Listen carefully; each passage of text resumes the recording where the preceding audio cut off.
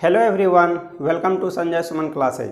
आज हम लोग एसएससी एमटीएस 2021 का इंग्लिश पेपर सॉल्व करेंगे।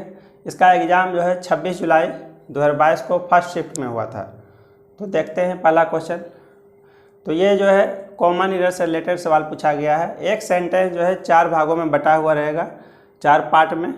तो किस पार्ट में एरर है वो पार्ट आपका आंसर हो जाएगा, वो आपको सेलेक्ट करना है। In the delicacy and elaborateness of its ornament.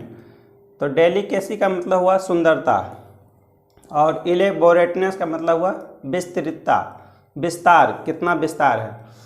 Of its ornament कह रहा इसकी सजावट, ऑर्नामेंट मतलब होता है सजावट या आभूषण। तो इसकी सजावट की सुंदरता और विस्तृतता में it is the more splendid, यह जो है अधिक शानदार है। स्प्लेंडिड का मतलब होता है शानदार, यह अधिक शानदार है, शानदार चर्च इन इटली, यह जो है इटली में शानदार चर्च है। तो किस पार्ट में आपका एरर है वो आपको सेलेक्ट करना है। तो इन द डेलिकेसी एंड इलेबोरेटनेस, तो इसमें कोई एरर नहीं है इस पार्ट में। ऑफ इट्स ऑर्नामेंट, यह भी करेक्ट है। It is the more splendid church in Italy, तो यहाँ पूरा इटली का चर्चा किया गया। इसमें पूरा इटली में जितना भी चर्च है तो उसके लिए हम लोग यहाँ पर कंपैरेटिव डिग्री का प्रयोग किया गया, मोर। तो ये हमारा इनकरेक्ट है। तो इसके जगह पर होना चाहिए मस्ट। यहाँ पर सुपरलेटिव डिग्री में मस्ट का प्रयोग होगा, क्योंकि यहाँ इटली में जितना भी चर्च है सारे चर्चों में सबसे अधिक सुंदर है, तो उसके बारे में बताया गया। तो यहाँ पर हो जाएगा it is the must splendid church in Italy. तो ये हमारा इस पार्ट में एरर है, तो ये हमारा आंसर हो जाएगा। नेक्स्ट क्वेश्चन देखते हैं। Neither Priya NOR Rashmi is planning A trip. कह रहा है इसमें ना तो प्रिया और ना ही रश्मि एक ट्रिप का प्लान कर रही है, एक ट्रिप को जो है योजना बना रही है, यात्रा का। ट्रिप मतलब होता है यात्रा। तो यहाँ पर हम लोग प्रयोग करते हैं नाइदर प्रिया नोर रश्मि। तो नाइदर नोर से रिलेटेड जो भी सेंटेंस बनता है तो सबसे लास्ट वाला जो नाउन रहता है उसके अनुसार जो है वर्ब आता है। सबसे लास्ट वाला नाउन यहाँ पर हो गया, एक प्रिया हो गया, दूसरा है रश्मि। तो ये लास्ट वाला जो है नाउन रश्मि के अनुसार जो है ये वर्ब आ जाएगा। यहाँ पर ये अगर सिंगुलर रहेगा तो सिंगुलर वर्ब का प्रयोग होगा, और अगर ये प्लुरल होगा तो प्लुरल वर्ब आएगा। तो रश्मि के अनुसार जो है इज का प्रयोग यहाँ पर करेक्ट है, इज प्लानिंग ए ट्रिप। तो इज प्लान ए ट्रिप, इसका तो सब्जेक्ट वर्ब एग्रीमेंट ही गलत हो गया। आर प्लानिंग ए ट्रिप, तो यहाँ पर करेक्ट आंसर ही आपका हो जाएगा सिंगुलर सब्जेक्ट के अनुसार सिंगुलर वर्ब। तो आर का प्रयोग यहाँ पर गलत हो जाएगा। विल प्लानिंग ए ट्रिप, ये भी गलत है। तो नो इम्प्रूवमेंट रिक्वायर्ड, इसमें किसी तरह का सुधार का ज़रूरत नहीं है। अगर यहाँ पर आता नाइदर प्रिया नोर हर फ्रेंड्स, तो ये प्लुरल सब्जेक्ट हो जाता, तो उसके अनुसार यहाँ पर आर का प्रयोग होगा। नेक्स्ट क्वेश्चन देखते हैं। The fashion industry is one of the largest contributors to global warming. तो कह रहा फैशन उद्योग जो है ग्लोबल वार्मिंग के लिए सबसे अधिक क्या है, उत्तरदायी है, योगदानकर्ता, सबसे अधिक योगदानकर्ताओं में से एक है। तो the fashion industry is one of the largest contributors to global warming. तो यहाँ पर one of the largest contributors के जगह पर क्या हम लोग रिप्लेस कर सकते हैं, ऑफ द लार्जर कंट्रीब्यूटर। तो जितना भी ग्लोबल वार्मिंग के लिए जितना भी जो योगदान करता है, जो उसका कंट्रीब्यूटर्स है, तो सबसे अधिक कह रहा है वन ऑफ द लार्जेस्ट। तो ये हमारा करेक्ट फॉर्म है, one of the largest contributors. तो इसमें किसी तरह का इसमें करेक्शन की ज़रूरत नहीं है। तो ऑफ द लार्जर कंट्रीब्यूटर, ये भी ऑप्शन गलत हो जाएगा। ऑफ द लार्जली कंट्रीब्यूटर, तो ये भी गलत हो जाएगा। ऑफ लार्जेस्ट कंट्रीब्यूटर्स, ये भी गलत हो जाएगा। तो इसमें भी किसी तरह का इम्प्रूवमेंट का ज़रूरत नहीं है। तो ये जो है सेंटेंस जो है आपका करेक्ट फॉर्म में है। नेक्स्ट क्वेश्चन देखते हैं। A large chunk of lemon crop ground in the country goes dash to the factory.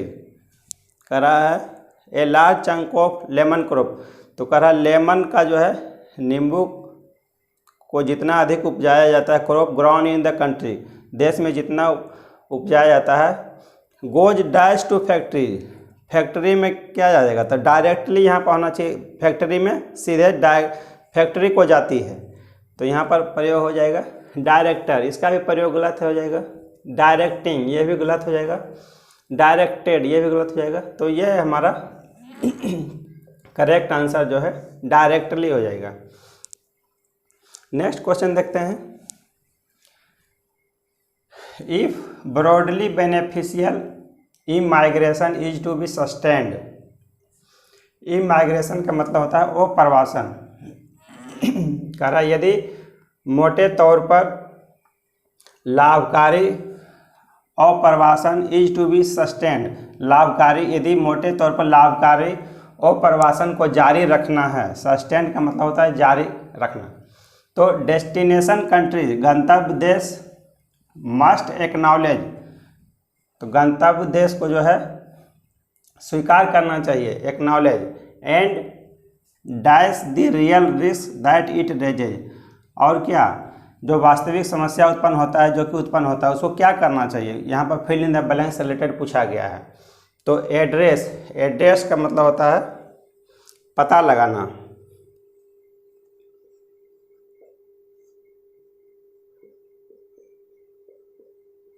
Perform मतलब होता है कोई भी चीज़ करना, स्पीक का मतलब तो हो गया बोलना हो गया, डिसरिगार्ड इसका मतलब होता है अवहेलना करना, तो डेस्टिनेशन कंट्रीज मस्ट एक्नॉलेज, कह रहा गंतव्य देश जो है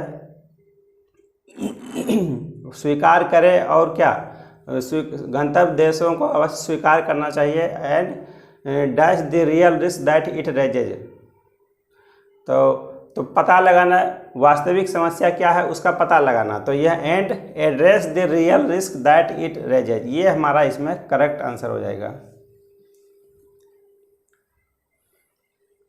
तो यहाँ पर परफॉर्म मतलब परफॉर्म द रियल रिस्क, वास्तविक समस्या को करना, ये गलत हो जाएगा, यहाँ पर वास्तविक समस्या को बोलना ये भी गलत हो जाएगा, वास्तविक समस्या को अवहेलना करना ये भी गलत हो जाएगा, तो सबसे करेक्ट आंसर आपका एड्रेस हो जाएगा। A place for storing grain, तो वैसा स्थान जहाँ हम लोग अनाज को स्टोर करते हैं तो उसको हम लोग क्या कहेंगे, तो 4 विकल्प आपको दिया गया। ट्रेजरी, ट्रेजरी का मतलब होता है जहाँ पर हम लोग धान को रखते हैं, कोषागार। एपियरी, एपियरी का मतलब होता है मधुमक्खियों के रखने का स्थान।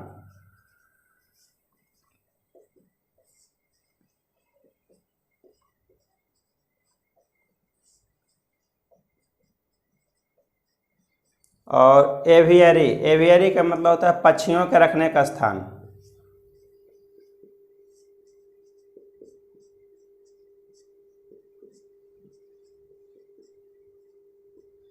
और ग्रेनरी, ग्रेनरी का मतलब होता है स्टोर हाउस जहां हम लोग अनाज रखते हैं, तो ये हमारा करेक्ट आंसर हो जाएगा। A place for storing grain, उसको हम लोग ग्रेनरी बोलेंगे। ये वन वर्ड सब्स्टिट्यूशन से रिलेटेड अनेक शब्दों के बदले एक शब्द। नेक्स्ट क्वेश्चन देखते हैं डिमोट। डिमोट का मतलब, डिमोट का आपको एंटोनिम बताना है। डिमोट का मतलब होता है दर्जा घटाना या फिर अवनति करना, ये भी होता है दूसरा मीनिंग, दर्जा घटाना या फिर अवनति करना। ब्रेक, ब्रेक का मतलब होता है तोड़ना।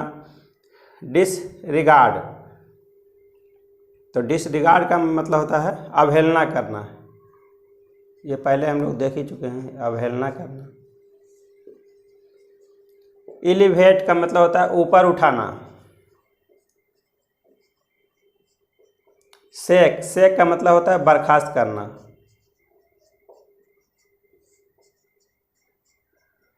तो डिमोट का मतलब होता है दर्जा घटाना या फिर नीचे करना, तो एलिवेट का मतलब ऊपर उठाना, ये हमारा करेक्ट एंटोनिम एलिवेट हो जाएगा। नेक्स्ट क्वेश्चन देखते हैं एस्ट्यूट। एस्ट्यूट, एस्ट्यूट का साइनोनिम बताना है। तो एस्ट्यूट का मतलब होता है चतुर, या चालाक।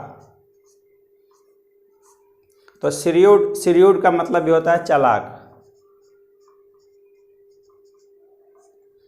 डल का मतलब तो हो गया सुस्त हो गया। क्रूड कच्चा तेल के लिए हम लोग प्रयोग करते हैं क्रूड ऑयल, जिसे इस तरह से। इम्पोलाइट का मतलब होता है असभ्य या फिर जंगली।